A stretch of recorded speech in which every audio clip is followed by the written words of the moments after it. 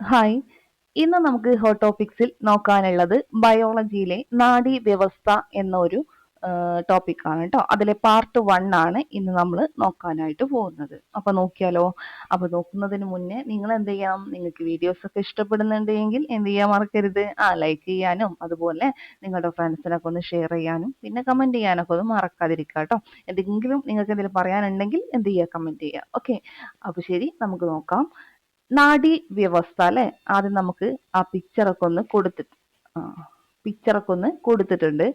അപ്പൊ എന്ത് ചെയ്യാ? അതൊക്കെ ഒന്ന് നോക്കുക. ഇനി നമ്മൾ നോക്കാണ് എന്താണ് ഇതിൽ പറയുന്നത് എന്നുള്ളത്. ഓക്കെ ആണല്ലോ? അപ്പോ ഉദ്ദീപനങ്ങളെ സ്വീകരിക്കാൻ ജ്ഞാനേന്ദ്രിയങ്ങളിലും മറ്റ് ശരീരഭാഗങ്ങളിലും സവിശേഷമായ കോശങ്ങളുണ്ട്. ശ്രദ്ധിച്ച് കേൾക്കുക കേട്ടോ. ഓരോന്നും കൃത്യമായിട്ട് കേൾക്കുക. ഇത് വളരെ ഈസി ആയിട്ടുള്ള ഒരു ടോപ്പിക്കാണ്. ആദ്യം തന്നെ പറയാം. നല്ല ശ്രദ്ധിച്ചിരുന്നാൽ നല്ല ഈസിയാണ്.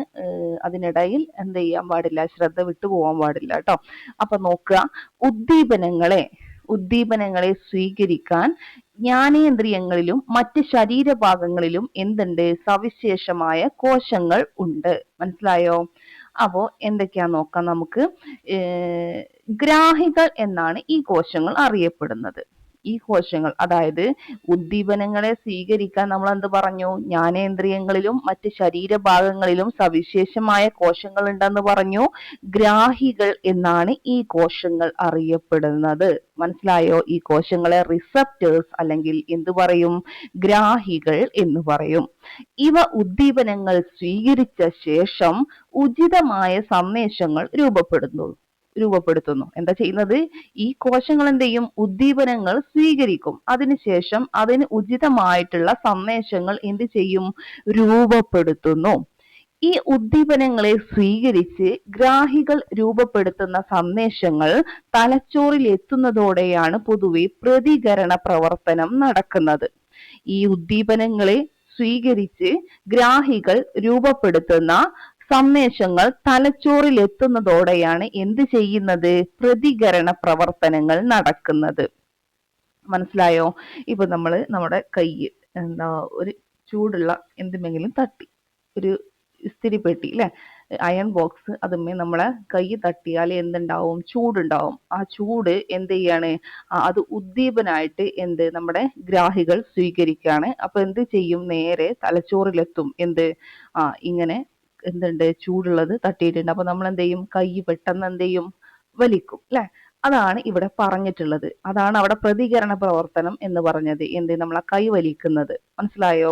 അപ്പൊ മൊത്തത്തിൽ പറഞ്ഞാല് ഉദ്ദീപനങ്ങളെ സ്വീകരിക്കാൻ നമ്മുടെ ജ്ഞാനേന്ദ്രിയങ്ങളിലും മറ്റ് പല ശരീരഭാഗങ്ങളിലും പലതരം സവിശേഷമായ കോശങ്ങളുണ്ട്. ഈ സവിശേഷ കോശങ്ങളെ ഗ്രാഹികൾ എന്ന് പറയും.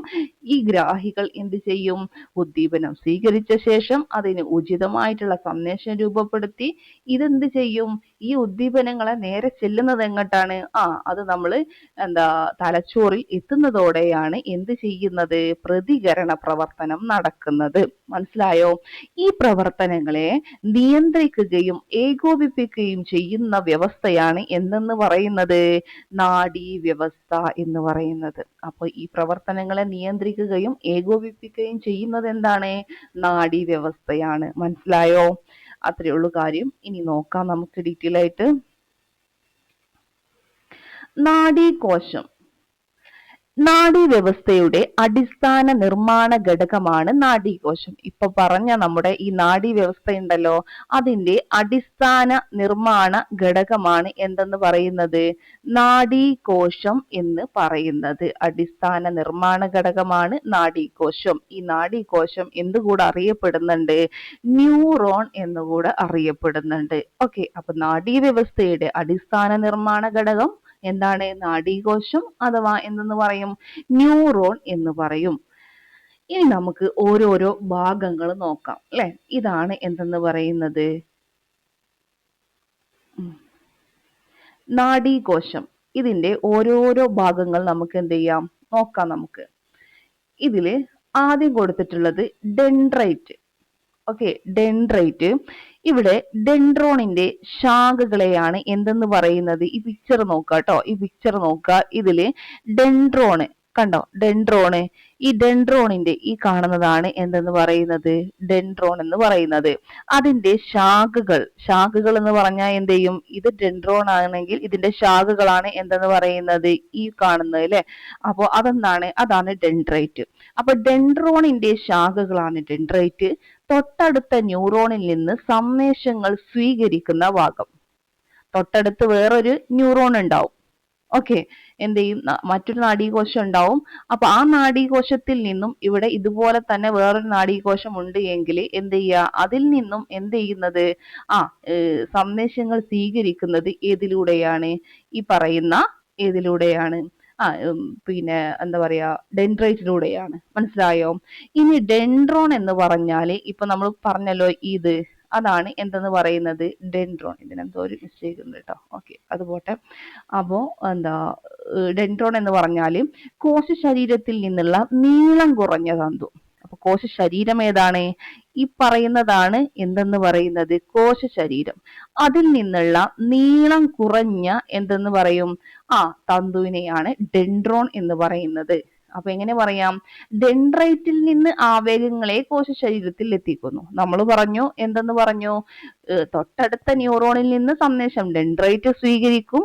ഈ ഡെൻഡ്രൈറ്റിൽ നിന്ന് എന്ത് ചെയ്യും, ആവേഗങ്ങൾ എന്ത് ചെയ്യും, കോശ ശരീരത്തിൽ എത്തിക്കുന്നത് ഇതിനിടയിലുള്ള ഡെൻഡ്രോൺ ആണ്.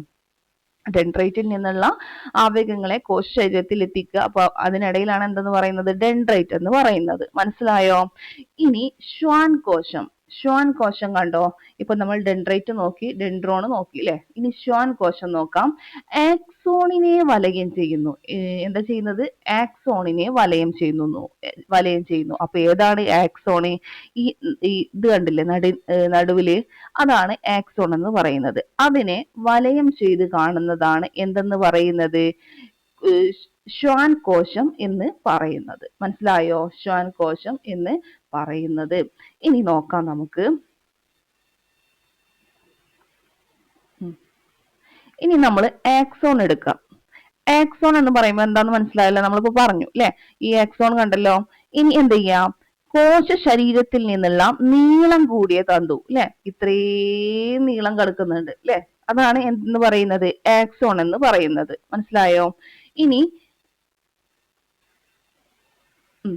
ശ്രദ്ധിക്കേണ്ട കാര്യം, കോശ ശരീരത്തിൽ നിന്ന് ആവേഗങ്ങളെ പുറത്തേക്ക് സംവഹിക്കുന്നു. ഇപ്പൊ നമ്മൾ പറഞ്ഞു എന്താ, തൊട്ടടുത്ത ന്യൂറോണിൽ നിന്ന് ഏത് സ്വീകരിക്കും, ഡെൻഡ്രൈറ്റ് സ്വീകരിക്കും. ഡെൻഡ്രൈറ്റിൽ നിന്ന് ഡെൻഡ്രോൺ വഴി കോശ ശരീരത്തിലെ ആവേഗങ്ങൾ എത്തി. ഈ ആവേഗങ്ങളെ എന്ത് ചെയ്യും, കോശ ശരീരത്തിൽ നിന്ന് ആവേഗങ്ങളെ പുറത്തേക്ക് അല്ലെ, ഇതിലൂടെ അങ്ങനെ എന്ത് ചെയ്യും, പുറത്തേക്ക് സംവഹിക്കുന്നു. അതാണ് ആക്സോൺ വഴിയാണ് സംവഹിക്കുന്നത്. ഇനി ആക്സോണൈറ്റ് കണ്ടോ, ഇപ്പൊ നമ്മൾ ഡെൻഡ്രൈറ്റ് പറഞ്ഞ പോലെ ഇവിടെ എന്തുണ്ട്, ആക്സോണൈറ്റും ഉണ്ട് അല്ലെ. ഓക്കെ, ഇവിടെ എന്തുണ്ട്, ആക്സോണൈറ്റും ഉണ്ട് എന്നുള്ളത് ശ്രദ്ധിക്കുക. ഇതാണ് ആക്സോണൈറ്റ് എന്ന് പറയുന്നത്. ഇനി ആവേഗങ്ങളെ, അപ്പൊ നമുക്ക് എന്ത് പറയാം, ആക്സോണൈറ്റിനെ ആക്സോണിന്റെ ശാഖകൾ എന്ന് പറയാം അല്ലെ, ആക്സോണിന്റെ ശാഖകൾ എന്ന് പറയാം. ആവേഗങ്ങളെ സിനാപ്റ്റിക് നോബിൽ എത്തിക്കുന്നു. അപ്പൊ സിനാപ്റ്റിക് നോബ് ഏതാ, ഇതാണ് സിനാപ്റ്റിക് നോബ്. ഇവിടെ ഇങ്ങനെ കണ്ടോ, ഈ കുഞ്ഞു കുഞ്ഞു വട്ടം അല്ലെ, അതാണ് സിനാപ്റ്റിക് നോബ്. അപ്പൊ ആവേഗങ്ങളെ എന്ത് ചെയ്യുകയാണ്, സിനാപ്റ്റിക് നോബിലേക്ക് എത്തിക്കുന്നത് ആരാണ്, ആക്സോണൈറ്റ് ആണ്. ഇത്രയേ ഉള്ളൂ. അത് നമ്മൾ ജസ്റ്റ് കണക്ഷൻ വെച്ച് അങ്ങനെ പഠിച്ചാൽ നമുക്ക് പെട്ടെന്ന് കിട്ടും. അപ്പൊ സിനാപ്റ്റിക് നോബ് എന്ന് പറയുന്നത് ആക്സോണൈറ്റിന്റെ എന്തെന്ന് പറയാം, നമുക്ക് അഗ്രഭാഗമാണ് എന്ന് പറയാം അല്ലെ. അപ്പോ അതുപോലെ നാഡീയ പ്രേഷകം സ്രവിക്കുന്നു. എന്താ ചെയ്യുന്നത്, ഇവിടുന്ന് ഒരു നാഡീയ പ്രേഷകം സ്രവിക്കുന്നു എന്നുള്ളതും കൂടെ എന്ത് ചെയ്യുക, പഠിച്ചു വെച്ചേക്കുക. ഇനി മിക്ക ആക്സോണുകളും എന്താ ചെയ്യുന്നത്, മിക്ക ആക്സോണുകളും കൊഴുപ്പിലടങ്ങിയ മൈലിൻ എന്ന സ്തരം ആവർത്തിച്ച് വലയം ചെയ്തിരിക്കുന്നു. ആക്സോൺ എന്താന്ന് മനസ്സിലായല്ലോ, ആക്സോൺ കണ്ടല്ലോ. അങ്ങനെ മിക്ക ആക്സോണുകളും കൊഴുപ്പിലടങ്ങിയ മൈലിൻ എന്ന സ്തരം, എന്താണ്, മിക്ക ആക്സോണുകളും കൊഴുപ്പിലടങ്ങിയ മൈലിൻ എന്ന സ്തരം ആവർത്തിച്ച് വലയം ചെയ്തിരിക്കുന്നു. ഇതാണ് എന്തെന്ന് പറയുന്നത്, മൈലിൻ ഷീത്ത് എന്ന് പറയുന്നത്. ഓക്കെ, ഇനി നോക്കാം നമുക്ക്.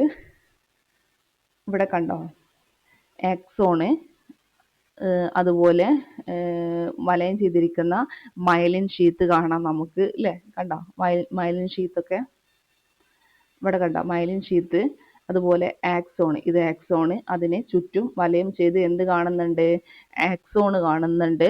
പിന്നെ നമുക്ക് അതിനിടയിൽ എന്ത് കാണാം, എന്തും കൂടെ കാണാം നമുക്ക്. നമ്മൾ പറഞ്ഞു ശ്വാൻ കോശം അല്ലേ. ശ്വാൻ കോശം എന്തായിരുന്നു, നമ്മൾ നേരത്തെ പറഞ്ഞ എന്താണ്, ആക്സോണിനെ വലയം ചെയ്ത് കാണുന്നതാണ് ശ്വാൻ കോശം എന്ന് പറഞ്ഞു. അപ്പൊ ശ്വാൻ കോശം എവിടെയുള്ളതെന്നുള്ളതും നമുക്ക് മനസ്സിലായി. ഓക്കെ ആണല്ലോ. ഇനി നോക്കാം നമുക്ക്. PDF-ന് എന്തോ ചെറിയൊരു ഇതുണ്ട് കേട്ടോ. ഓക്കെ. അപ്പോ നാഡികളിലെ ആക്സോണുകളിൽ ശ്വാൻ കോശങ്ങളാൽ നിർമ്മിതമായ മൈലിൻ ഷീത്ത് കാണപ്പെടുന്നു. മനസ്സിലായില്ലേ. നാഡികളിലെ ആക്സോണുകളിൽ എന്ത് ചെയ്യുന്നു, ശ്വാൻ കോശങ്ങളാൽ നിർമ്മിതമായ മൈലിൻ ഷീത്താണ് കാണപ്പെടുന്നത്. ഒരു ശ്വാൻ കോശം ആക്സോണിനെ ആവർത്തിച്ച് വലയം ചെയ്യുന്നു. ഒരു ശ്വാൻ കോശം എന്ത് ചെയ്യും, ആക്സോണിനെ ആവർത്തിച്ച് വലയം ചെയ്യുന്നു. മനസ്സിലായോ. ഒരു ശ്വാൻ കോശം ആക്സോണിനെ ആവർത്തിച്ച് വലയം ചെയ്യുന്നു. ഒരു കൂട്ടം ആക്സോണുകൾ ചേരുന്നതാണ് എന്തെന്ന് പറയുന്നത്, നാഡി എന്ന് പറയുന്നത്. ഒരു കൂട്ടം ആക്സോണുകൾ ചേരുന്നതാണ് എന്തെന്ന് പറയുന്നത്, നാഡി എന്ന് പറയുന്നത്. കിട്ടിയോ. ഇനി അവയിലെ മൈലിൻ ഷീത്ത് രൂപപ്പെട്ടിരിക്കുന്നത് ശ്വാൻ കോശങ്ങളാലാണ് നമ്മളിപ്പോ പറഞ്ഞു അല്ലെ. ഓക്കെ. ഇനി മസ്തിഷ്കത്തിലെയും, ശ്രദ്ധിച്ച് കേൾക്കുക, മസ്തിഷ്കത്തിലെയും സുഷുമ്നയിലെയും മൈലിൻ ഷീത്ത് എന്താണ്, ഒളിഗോഡെൻഡ്രോസൈറ്റുകൾ എന്ന, എങ്ങനെ, മസ്തിഷ്കം, സുഷുമ്ന, ഇതിലെ മൈലിൻ ഷീത്ത് ഒളിഗോഡെൻഡ്രോസൈറ്റുകൾ എന്ന സവിശേഷ കോശങ്ങളാൽ നിർമ്മിക്കപ്പെട്ടിരിക്കുന്നു. അപ്പൊ നമ്മുടെ മസ്തിഷ്കത്തിലെയും അതുപോലെ സുഷുമ്നയിലെയും മൈലിൻ ഷീത്ത് എന്തുകൊണ്ടാണ്, ഏത് സവിശേഷ കോശങ്ങളാലാണ് നിർമ്മിക്കപ്പെട്ടിരിക്കുന്നത്, അത് എന്തുകൊണ്ടാണ്, ഒളിഗോഡെൻഡ്രോസൈറ്റുകൾ എന്ന സവിശേഷ കോശങ്ങളാലാണ് നിർമ്മിക്കപ്പെട്ടിരിക്കുന്നത്. ഇനി മൈലിൻ ഷീത്തിന് തിളങ്ങുന്ന എന്ത് നിറമാണ്, ഇതൊക്കെ ചോദിച്ചിട്ടുള്ളതാണ് കേട്ടോ. ഈ ഒളിഗോഡെൻഡ്രോസൈറ്റ് പഠിച്ചു വെച്ചേക്കുക, PYQ ആണ്.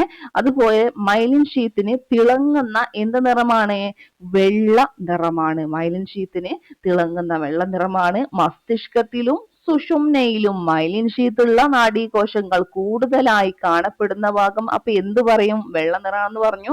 അപ്പൊ ഇവിടെ കൂടുതൽ മൈലിൻ ഷീത്തുള്ള നാഡീകോശങ്ങൾ കൂടുതലായി കാണപ്പെടുന്ന ഭാഗം വൈറ്റ് മാറ്റർ എന്നും, ഇനി മൈലിൻ ഷീത്ത് ഇല്ലാത്ത നാഡീകോശങ്ങൾ കാണപ്പെടുന്ന ഭാഗം എന്തെന്നും അറിയപ്പെടും, അവിടെ എന്തുണ്ടാവില്ല, വൈറ്റ് കളർ ഉണ്ടാവില്ല, അത് ഗ്രേ മാറ്റർ എന്നും അറിയപ്പെടുന്നു. എന്താ അറിയപ്പെടുന്നത്, ഗ്രേ മാറ്റർ. കിട്ടിയോ, കിട്ടിയില്ലേ. ഇനി അടുത്ത് നോക്കാം. ആക്സോണിന് പോഷക ഘടകങ്ങൾ, ഓക്സിജൻ തുടങ്ങിയവ നൽകുക. അപ്പൊ എന്തൊക്കെയാണ്, ആക്സോണിന് പോഷക ഘടകങ്ങൾ, ഓക്സിജൻ തുടങ്ങിയവ നൽകുക, ആവേഗങ്ങളുടെ വേഗത വർദ്ധിപ്പിക്കുക, അതുപോലെ വൈദ്യുത ഇൻസുലേറ്ററായി വർത്തിക്കുക, ബാഹ്യക്ഷതങ്ങളിൽ നിന്ന് ആക്സോണിനെ സംരക്ഷിക്കുക എന്നിവയാണ് മൈലിൻ ഷീത്തിന്റെ പ്രധാന ധർമ്മങ്ങൾ. വളരെ ഇമ്പോർട്ടന്റ് ആണ്, പഠിച്ചേക്കുക. എന്തൊക്കെയാണ്, നമ്മൾ ആക്സോണിനെ പൊതിഞ്ഞാണ് കാണപ്പെടുന്നത് പറഞ്ഞു. ആക്സോണിന് എന്ത് കൊടുക്കുക, എന്ത് കൊടുക്കുക, പോഷക ഘടകങ്ങൾ, അതുപോലെ ഓക്സിജൻ തുടങ്ങിയവ നൽകുക. അതുപോലെ അതിലൂടെയാണല്ലോ ആവേഗങ്ങൾ പോകുന്നത്. ഈ ആവേഗങ്ങളുടെ വേഗത വർദ്ധിപ്പിക്കുക, വൈദ്യുത ഇൻസുലേറ്റർ ആയിട്ട് വർത്തിക്കുക, ബാഹ്യക്ഷതങ്ങളിൽ നിന്ന് ആക്സോണിനെ സംരക്ഷിക്കുക. ഇവയാണ് മൈലിൻ ഷീത്തിന്റെ പ്രധാന ധർമ്മങ്ങൾ എന്ന് പറയുന്നത്. കിട്ടിയോ. ഇനി നമുക്ക് എന്താണ് സിനാപ്സ് എന്ന് നോക്കാം. നോക്കിയാലോ. രണ്ട് നാഡീകോശം, ഇപ്പൊ നമ്മൾ ഒരു നാഡീകോശത്തിന്റെ പിക്ചർ കണ്ടു അല്ലെ. ഇതുപോലെയുള്ള രണ്ട് നാഡീകോശങ്ങൾ തമ്മിലോ, നാഡീകോശവും പേശീകോശവുമായോ, നാഡീകോശവും ഗ്രന്ഥികോശവുമായോ ബന്ധപ്പെടുന്ന ഭാഗമാണ് സിനാപ്സ് എന്ന് പറയുന്നത്. ഒന്നെങ്കിൽ രണ്ട് നാഡീകോശം, അല്ലെങ്കിൽ നാഡീകോശവും പേശീകോശവും, അല്ലെങ്കിൽ നാഡീകോശവും ഗ്രന്ഥികോശവുമായോ ബന്ധപ്പെടുന്ന എന്ത് ഭാഗമാണ് സിനാപ്സ് എന്ന് പറയുന്നത്. മനസ്സിലായോ. അതിനെയാണ് നമ്മൾ എന്ത് പറയാ, സിനാപ്സ് എന്ന് പറയുന്നത്. ഇനി എന്താണ്, ആക്സോണിൽ നിന്നും വൈദ്യുത ആവേഗങ്ങൾ, എങ്ങനെ, ആക്സോണിൽ നിന്നും വൈദ്യുത ആവേഗങ്ങൾ സിനാപ്റ്റിക് നോബിൽ എത്തുമ്പോൾ, എവിടെയാണ് സിനാപ്റ്റിക് നോബ്? കണ്ടോ സിനാപ്റ്റിക് നോബ്? ഇതാണ് സിനാപ്റ്റിക് നോബ്. ഇപ്പം വൈദ്യുത ആവേഗങ്ങൾ എന്ത് ചെയ്യാണ്? സിനാപ്റ്റിക് നോബിൽ എത്തുകയാണ്. അങ്ങനെ സിനാപ്റ്റിക് നോബിൽ എത്തുമ്പോൾ എന്ത് ചെയ്യും?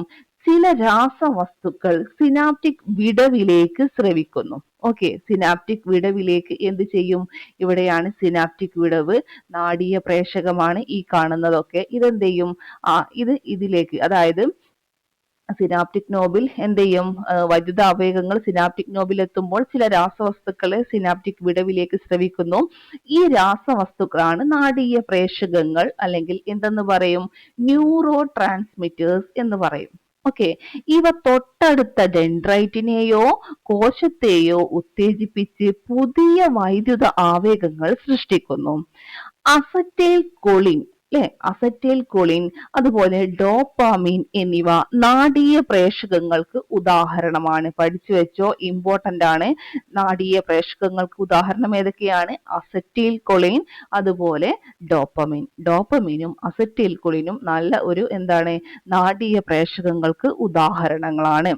ആവേഗങ്ങളുടെ വേഗത, ദിശ എന്നിവ ക്രമീകരിക്കുകയാണ് സിനാപ്സുകളുടെ ധർമ്മം എന്ന് പറയുന്നത്. അപ്പൊ എന്താ സിനാപ്സുകളുടെ ധർമ്മം? ആവേഗങ്ങളുടെ വേഗത, അതുപോലെ ദിശ, ഇവ ക്രമീകരിക്കുകയാണ് സിനാപ്സുകളുടെ ധർമ്മം എന്ന് പറയുന്നത്. കിട്ടിയോ? ഇനി നോക്കുക. ഇനി നിങ്ങൾക്ക് മനസ്സിലായില്ലെങ്കിൽ ഒന്നുകൂടെ കേൾക്കാട്ടോ. ഓക്കെ, ഇനി വിവിധ തരം നാഡീകോശങ്ങൾ നോക്കാം. വിവിധ തരം നാഡീകോശങ്ങൾ സന്ദേശ ദിശക്കനുസരിച്ച്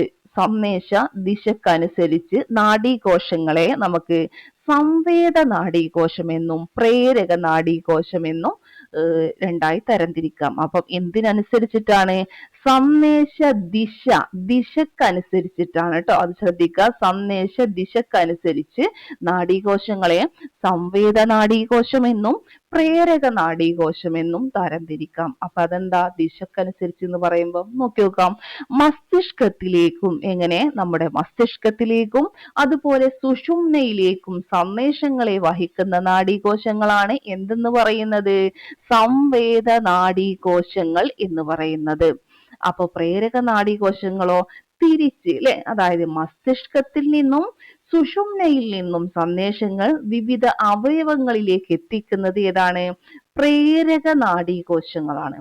ഓക്കെ, അപ്പൊ സംവേദ നാഡീകോശം എന്ന് പറയുമ്പോൾ മസ്തിഷ്കത്തിലേക്കും അതുപോലെ സുഷുമ്നയിലേക്കും എന്തെത്തിക്കാം?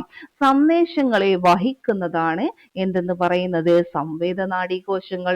ഇനി അവിടെ നിന്ന് തിരിച്ച് പ്രേരക നാഡീകോശങ്ങൾ എന്ത് ചെയ്യും? മസ്തിഷ്കത്തിൽ നിന്നും സുഷുമ്നയിൽ നിന്നും സന്ദേശങ്ങൾ എവിടേക്ക് എത്തിക്കും? വിവിധ അവയവങ്ങളിലേക്ക് എത്തിക്കുന്നു. ഓക്കെ ആണോ? കിട്ടിയോ? ഇനി നോക്കാം നാഡികൾ. ഇവിടെ ആക്സോൺ നാഡി എന്ന് പറയുമ്പോൾ ശ്രദ്ധിക്കാം. ആക്സോണുകളുടെ അല്ലെങ്കിൽ നാഡീതന്തുക്കളുടെ കൂട്ടമാണ് നാഡികൾ എന്ന് പറയുന്നത്. ഇവ യോജക കലയാൽ എന്ത് ചെയ്യപ്പെട്ടിരിക്കുന്നു? ആവരണം ചെയ്യപ്പെട്ടിരിക്കുന്നു. യോജക കല കണ്ടോ? യോജക കലകളാൽ എന്ത് ചെയ്യപ്പെട്ടിരിക്കുന്നു? ഇവ എന്ത് ചെയ്യപ്പെട്ടിരിക്കുന്നു? ആവരണം ചെയ്യപ്പെട്ടിരിക്കുന്നു. അപ്പൊ ആക്സോണുകളുടെ അഥവാ നാഡീതന്തുക്കളുടെ കൂട്ടമാണ് നാഡികൾ എന്ന് പറയുന്നത്. ഇവ യോജക കലയാൽ ആവരണം ചെയ്യപ്പെട്ടിരിക്കുന്നു. ഇനി എന്താണ്? നാഡികളെ അവയുടെ ധർമ്മത്തിനനുസരിച്ച് നമുക്ക് എത്രയായി തരംതിരിക്കാം? 3ആയി തരംതിരിക്കാം. ധർമ്മത്തിനനുസരിച്ചിട്ട് നമുക്ക് എന്ത് ചെയ്യാം? നാഡികളെ 3ആയിട്ട് തരംതിരിക്കാം. നോക്കാം നമുക്ക്. 1 സംവേദ നാഡി, 2 പ്രേരക നാഡി, 3 സമ്മിശ്ര നാഡി. ഓക്കെ, സംവേദ നാഡി എന്ന് പറയുമ്പം എന്തായിരിക്കും? ശരീരത്തിന്റെ വിവിധ ഭാഗങ്ങളിൽ നിന്നുള്ള സന്ദേശങ്ങൾ എവിടേക്ക്? മസ്തിഷ്കത്തിലേക്കും സുഷുമ്നയിലേക്കും എത്തിക്കുന്നു. ശരീരത്തിന്റെ വിവിധ ഭാഗങ്ങളിൽ നിന്നുള്ള സന്ദേശം എവിടേക്ക്? മസ്തിഷ്കത്തിലേക്കും സുഷുമ്നയിലേക്കും. ഇനി എന്ത് ചെയ്യും? അവിടെ നിന്ന് തിരിച്ചുള്ളത് എന്തായിരിക്കും? അതാണ് പ്രേരക നാഡി, അല്ലെ? നമുക്കറിയാം എന്താണ്? തലച്ചോറ്, സുഷുമ്ന എന്നിവയിൽ നിന്നുള്ള സന്ദേശങ്ങൾ ശരീരത്തിന്റെ വിവിധ ഭാഗങ്ങളിൽ എത്തിക്കുന്നു. ഇനി സമ്മിശ്ര നാഡി എന്ന് പറയുമ്പോൾ എന്തായിരിക്കും? ഇത് രണ്ടും, അല്ലെ, മിശ്രം, അല്ലെ, സംവേദ നാഡീതന്തുക്കളും അതുപോലെ പ്രേരക നാഡീതന്തുക്കളും ചേർന്നുണ്ടാകുന്നു. തലച്ചോറ്, സുഷുമ്ന എന്നിവയിലേക്കും തിരിച്ചുമുള്ള സന്ദേശങ്ങളുടെ വിനിമയം സാധ്യമാക്കുന്നു. അങ്ങനെയാണ് എന്തെന്ന് പറയുന്നത്, നമ്മൾ പറഞ്ഞു നാഡികളെ അവയുടെ ധർമ്മത്തിനനുസരിച്ചിട്ട് മൂന്നായി തരംതിരിക്കാം. ഒന്ന് സംവേദ നാഡി, രണ്ട് പ്രേരക നാഡി, മൂന്ന് സമ്മിശ്ര നാഡി. കിട്ടിയെന്ന് വിചാരിക്കുന്നു. ഇനി നമുക്ക് നോക്കാം നാഡീവ്യവസ്ഥ. നാഡീവ്യവസ്ഥക്ക് കേന്ദ്ര നാഡീവ്യവസ്ഥ അതുപോലെ പെരിഫറൽ നാഡീവ്യവസ്ഥ എന്നിങ്ങനെ രണ്ട് വിഭാഗങ്ങളുണ്ട്. നാഡീവ്യവസ്ഥക്ക് രണ്ട് വിഭാഗങ്ങളുണ്ട്. ഒന്ന് കേന്ദ്ര നാഡീവ്യവസ്ഥ, രണ്ട് പെരിഫറൽ നാഡീവ്യവസ്ഥ. നമുക്ക് നോക്കാം. ഇത് കണ്ടോ, പിക്ചർ കണ്ടോ, മസ്തിഷ്കം, സുഷുമ്ന, അതുപോലെ ശിരോനാഡികൾ, എന്ത് ചെയ്യുക, സുഷുമ്ന നാഡികൾ. ഇതൊക്കെ ഒന്ന് നോക്കി വെക്കുക. ശിരോനാഡികൾ 12 ജോഡിയാണ് കേട്ടോ. ശിരോനാഡികൾ വരുന്നുണ്ട്. പിന്നെ സുഷുമ്ന നാഡികൾ എത്ര ജോഡിയാണ്? 31 ജോഡിയാണ്. നോക്കാം നമുക്ക് നാഡീവ്യവസ്ഥ. നാഡീവ്യവസ്ഥയെ കേന്ദ്ര നാഡീവ്യവസ്ഥ എന്നും പെരിഫറൽ നാഡീവ്യവസ്ഥ എന്നും രണ്ടായിട്ട് തിരിക്കാം. അതില് കേന്ദ്ര നാഡീവ്യവസ്ഥയിൽ വരുന്നത് ഏതൊക്കെയാണ്? മസ്തിഷ്കം അതുപോലെ സുഷുമ്ന. പെരിഫറൽ നാഡീവ്യവസ്ഥയിലാണ് ശിരോനാഡികളും അതുപോലെ സുഷുമ്ന നാഡികളും വരുന്നത്. അപ്പൊ എന്തൊക്കെയാണെന്നുള്ളത് നമുക്ക് എന്ത് ചെയ്യാം, നോക്കാം. അപ്പോൾ മസ്തിഷ്കം എന്ന് പറയുമ്പോൾ എന്താണ്? മനുഷ്യ ശരീരത്തിലെ ഏറ്റവും പ്രധാനപ്പെട്ട ഭാഗമാണ് അല്ലെ. മനുഷ്യ ശരീരത്തിലെ ഏറ്റവും പ്രധാനപ്പെട്ട ഭാഗമാണ് മസ്തിഷ്കം. മസ്തിഷ്ക മരണം സംഭവിച്ചവർക്ക് അവയവങ്ങൾ ദാനം ചെയ്യാനുള്ള സർക്കാർ പദ്ധതിയാണ് മൃതസഞ്ജീവനി അല്ലെ. ഇത് ഇമ്പോർട്ടന്റ് ആണ്. മൃതസഞ്ജീവനി ഒരുപാട് തവണ ചോദിച്ചിട്ടുണ്ട്. ഇതിന്റെ ബ്രാൻഡ് അംബാസിഡർ ആരാന്ന് ചോദിച്ചാല് മോഹൻലാൽ ആണ്. ഇതൊക്കെ എന്ത് ചെയ്യുക, CL നമ്മൾ നോക്കിയിട്ടുള്ളതാണ് അല്ലെ. മസ്തിഷ്ക മരണം സംഭവിച്ചവർക്ക് അവയവങ്ങൾ ദാനം ചെയ്യാനുള്ള സർക്കാർ പദ്ധതിയാണ് മൃതസഞ്ജീവനി. മസ്തിഷ്കത്തെ കുറിച്ചുള്ള പഠനം എന്തെന്നറിയപ്പെടുന്നു? ഫ്രീനോളജി. വളരെ ഇമ്പോർട്ടന്റ് ആണ്. മസ്തിഷ്കത്തെ കുറിച്ചുള്ള പഠനം എന്തറിയപ്പെടുന്നത്? ഫ്രീനോളജി. ഇനി മസ്തിഷ്കത്തിന്റെ ശരാശരി ഭാരം എന്ന് പറയുന്നത് 1300 മുതൽ 1400 ഗ്രാം വരെയാണ്. ഒരു മസ്തിഷ്കത്തിന്റെ ശരാശരി ഭാരം എന്ന് പറയുന്നത് എത്രയാണ്? 1300 മുതൽ 1400 ഗ്രാം വരെയാണ്. ഗ്രാം ആണ് കേട്ടോ. 1300 to 1400 ഗ്രാം വരെയാണ് മസ്തിഷ്കത്തിന്റെ ശരാശരി ഭാരം എന്ന് പറയുന്നത്. തലച്ചോറിനെ പൊതിഞ്ഞ് കാണപ്പെടുന്ന 3 പാളി, എത്ര പാളി? 3 പാളികളുള്ള സ്ഥലമാണ് എന്തെന്ന് പറയുന്നത്? മെനിഞ്ചസ്. മെനിഞ്ചസിനെ ബാധിക്കുന്ന ബാക്ടീരിയൽ അണുബാധ രോഗമാണ് മെനിഞ്ചൈറ്റിസ്. അപ്പൊ മെനിഞ്ചൈറ്റിസ് എന്താണ്? ഒരു ബാക്ടീരിയൽ രോഗമാണ്. ബാക്ടീരിയൽ അണുബാധ രോഗമാണ് മെനിഞ്ചൈറ്റിസ് എന്ന് പറയുന്നത്. മെനിഞ്ചസിനെ ബാധിക്കുന്ന ബാക്ടീരിയൽ അണുബാധ രോഗമാണ് മെനിഞ്ചൈറ്റിസ്. അതുപോലെ ഹൃദയത്തെ പൊതിഞ്ഞ് കാണപ്പെടുന്ന ഒരു ഇരട്ട സ്ഥലം ഉണ്ടല്ലോ. ഇതെന്തായിരുന്നു? 3 പാളികളുള്ള സ്ഥലമായിരുന്നു മെനിഞ്ചസ്. ഹൃദയത്തെ പൊതിഞ്ഞ് കാണപ്പെടുന്ന ഇരട്ട സ്ഥലം ഏതാ? നമ്മൾ പഠിച്ചിട്ടുണ്ടായിരുന്നു കഴിഞ്ഞ ക്ലാസ്സിൽ. നമുക്ക് PQ ടൈംസിൽ എടുത്തിട്ടുള്ളതാണ്. എന്താണ്? പെരികാർഡിയം അല്ലെ. Okay, pericardium. ഇനി ശ്വാസകോശത്തെ പൊതിഞ്ഞ് കാണപ്പെടുന്ന ഇരട്ട സ്ഥലം. എങ്ങനെ? ശ്വാസകോശം അല്ലെ, അതിനെ പൊതിഞ്ഞ് കാണപ്പെടുന്ന ഇരട്ട സ്ഥലം ഏതാ? അത് പ്ലൂറ. അപ്പൊ മാറിപ്പോകരുത്. മെനിഞ്ചസ്, അതുപോലെ പിന്നെന്താണ് നമ്മൾ പറഞ്ഞു? Pericardium, pleura. ഇതൊക്കെ എന്താണ്? മെനിഞ്ചസ് തലച്ചോറിനെ പൊതിഞ്ഞ് കാണപ്പെടുന്നു. പിന്നെന്താണ് നമ്മൾ പറഞ്ഞത്? പെരികാർഡിയം ഹൃദയത്തെ പൊതിഞ്ഞ് കാണപ്പെടുന്ന ഇരട്ട സ്ഥലം. ശ്വാസകോശത്തെ പൊതിഞ്ഞ് കാണപ്പെടുന്ന ഇരട്ട സ്ഥലമാണ് പ്ലൂറ എന്ന് പറയുന്നത്. കിട്ടിയോ? ഇനി എന്താണ് സെറിബ്രോസ്പൈനൽ ദ്രവം? മസ്തിഷ്ക കലകൾക്ക് ആവശ്യമായ പോഷകങ്ങളും ഓക്സിജനും എത്തിക്കുന്നത് ആരാ? സെറിബ്രോസ്പൈനൽ ഫ്ലൂയിഡ് അല്ലെങ്കിൽ സെറിബ്രോസ്പൈനൽ ദ്രവമാണ് മസ്തിഷ്ക കലകൾക്ക് ആവശ്യമായ പോഷകങ്ങളും ഓക്സിജനും എത്തിക്കുന്നത്. രക്തത്തിൽ നിന്നാണ് എന്ത് ചെയ്യുന്നത്? ഇത് രൂപം കൊള്ളുന്നത്. എവിടെന്നാ രൂപം കൊള്ളുന്നത്? രക്തത്തിൽ നിന്നാണ് രൂപം കൊള്ളുന്നത്. രക്തത്തിലേക്ക് തന്നെയാണ് എന്ത് ചെയ്യുന്നതും? ആഗിരണം ചെയ്യുന്നതും. ബാഹ്യക്ഷതങ്ങളിൽ നിന്ന് മസ്തിഷ്കത്തെ സംരക്ഷിച്ച് നിർത്തുന്നു. എന്ത്? സെറിബ്രോസ്പൈനൽ ഫ്ലൂയിഡ് ബാഹ്യക്ഷതങ്ങളിൽ നിന്നും മസ്തിഷ്കത്തെ സംരക്ഷിച്ചു നിർത്തുന്നു. അപ്പൊ ധർമ്മങ്ങളാണ് ഈ പറയുന്നത് കേട്ടോ. ഇത് ഇമ്പോർട്ടന്റ് ആണ്. സുഷുമ്നയിലെ സെൻട്രൽ കനാലിൽ കാണപ്പെടുന്ന ദ്രവം. അതുകൊണ്ട് എന്താണ്? സുഷുമ്നയിലെ എവിടെ കാണപ്പെടുന്നത്? സെൻട്രൽ കനാലിൽ കാണപ്പെടുന്ന ദ്രവമാണ് സെറിബ്രോസ്പൈനൽ ഫ്ലൂയിഡ് എന്ന് പറയുന്നത്. തലച്ചോറിനെ പൊതിഞ്ഞു കാണപ്പെടുന്ന അസ്ഥിയുടെ ഭാഗം ഏതാ?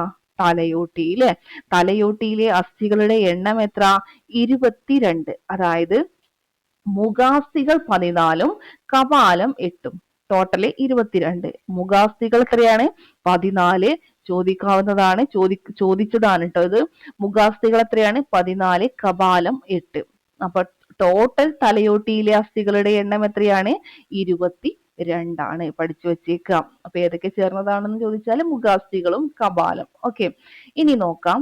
കപാലം 8, മുഖാസ്ഥികൾ 14 കേട്ടോ. മസ്തിഷ്കത്തെ പ്രധാനമായിട്ടും 3ആയി തരംതിരിച്ചിരിക്കുന്നു. മസ്തിഷ്കത്തെ പ്രധാനമായിട്ടും എത്രയായിട്ട് തിരിച്ചിരിക്കുന്നു? 3ആയിട്ട് തരംതിരിച്ചിരിക്കുന്നു. ഏതൊക്കെയാണ്? Forebrain, midbrain, hindbrain. എന്താണ്? Forebrain, midbrain, hindbrain എന്നുള്ളതാണ്. ഇതിൽ ഫോർ ബ്രെയിൻ എന്ന് പറയുമ്പോൾ ഏതൊക്കെ ഉൾപ്പെടുന്നുണ്ട്? അതില് സെറിബ്രം, തലാമസ്, ഹൈപ്പോ തലാമസ്. ഏതൊക്കെയുണ്ട് ഫോർ ബ്രെയിനില്? സെറിബ്രം,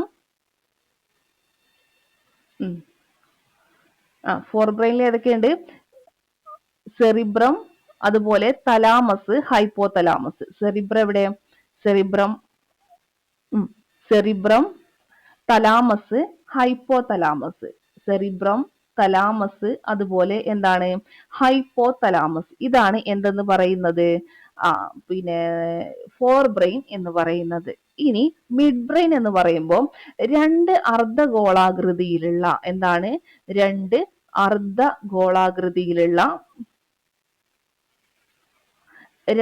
അർദ്ധഗോളാകൃതിയിലുള്ള സെറിബ്രത്താൽ ചുറ്റപ്പെട്ടിരിക്കുന്നു. മിഡ് ബ്രെയിൻ 2 അർദ്ധഗോളാകൃതിയിലുള്ള സെറിബ്രത്താൽ ചുറ്റപ്പെട്ടിരിക്കുന്നതാണ് മിഡ് ബ്രെയിനും.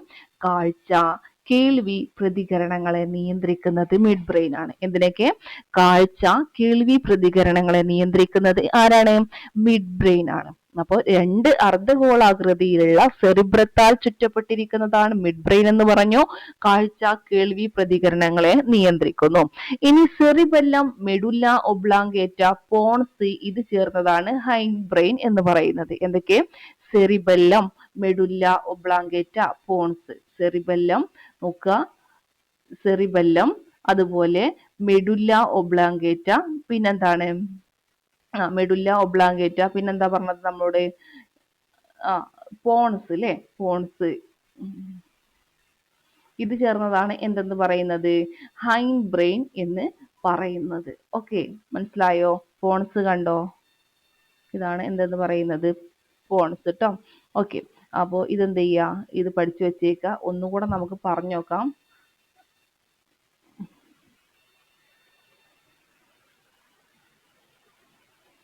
ഒന്നുകൂടെ പറഞ്ഞു നോക്കാം. മസ്തിഷ്കത്തെ പ്രധാനമായിട്ടും 3ആയിട്ട് തരംതിരിച്ചിരിക്കുന്നു. Forebrain, midbrain, hindbrain. അതിൽ ഫോർ ബ്രെയിൻ ഏതൊക്കെ ചേർന്നതാണ്? സെറിബ്രം, എന്റെ കൂടെ പറഞ്ഞു നോക്കുക. Cerebrum, thalamus, hypothalamus. Cerebrum, thalamus, hypothalamus ഇത് ചേർന്നതാണ് എന്ത്? ഫോർ ബ്രെയിന്. മിഡ് ബ്രെയിനിൽ എന്തൊക്കെ വരും? 2 അർദ്ധഗോളാകൃതിയിലുള്ള സെറിബ്രത്താൽ ചുറ്റപ്പെട്ടിരിക്കുന്നു. അത് എന്തിനൊക്കെ നിയന്ത്രിക്കുന്നു? കാഴ്ച, കേൾവി, പ്രതികരണങ്ങളെ നിയന്ത്രിക്കുന്നത് മിഡ് ബ്രെയിൻ ആണ്. ഇനി ഹൈൻഡ് ബ്രെയിൻ എന്ന് പറയുമ്പോൾ അവിടെ cerebellum, medulla oblongata, pons. Cerebellum, medulla oblongata, pons. കിട്ടിയല്ലോ?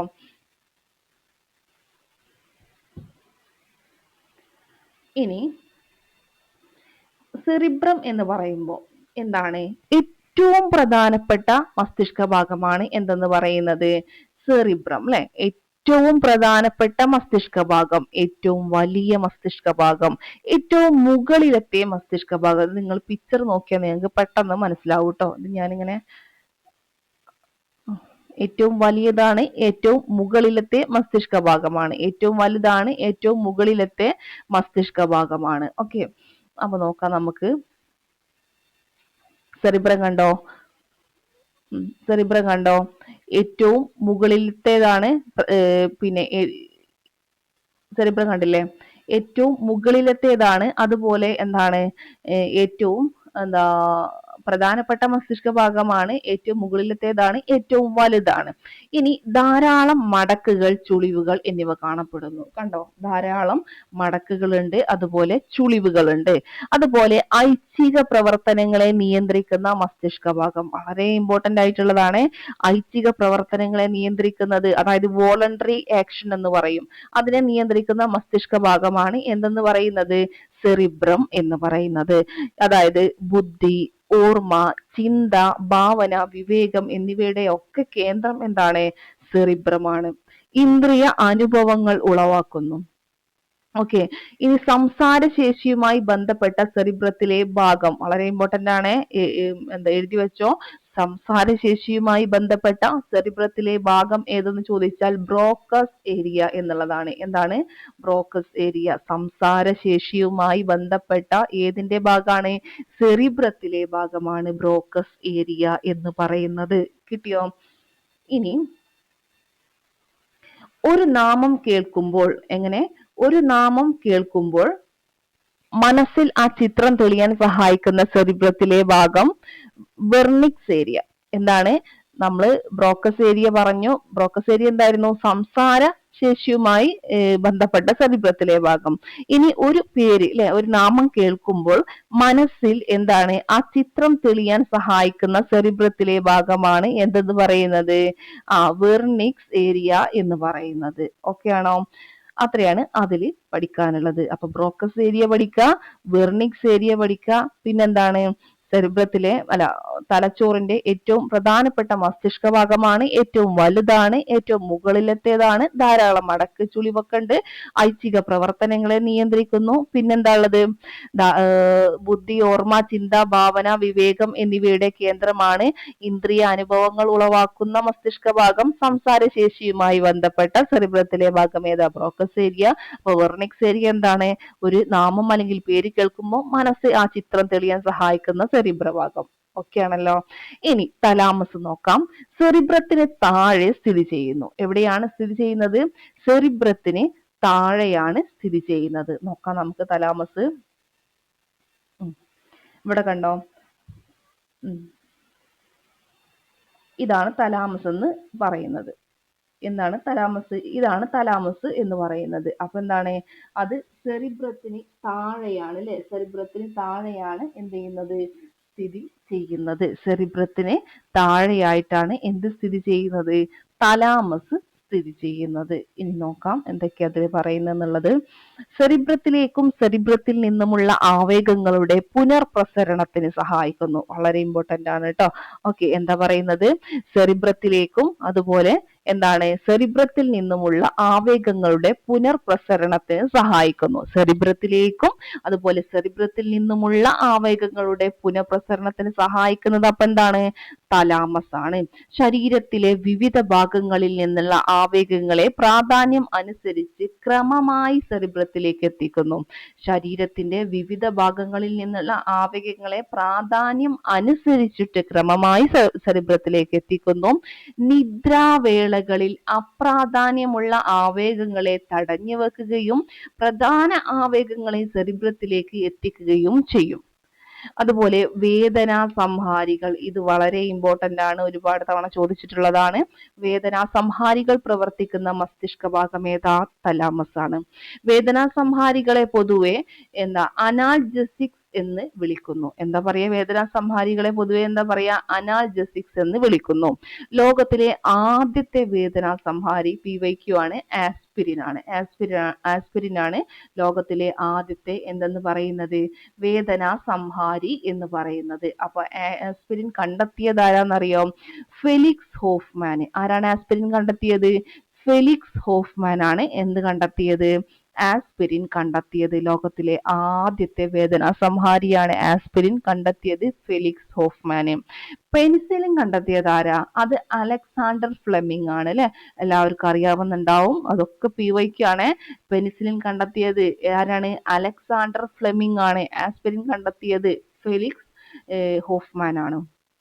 കിട്ടിയോ? ഇനി അപ്പൊ തലാമസ് നോക്കി നമ്മള്.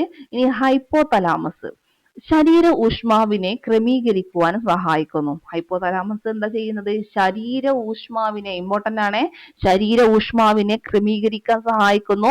സാധാരണ ശരീര ഊഷ്മാവ് എത്രയാണ്?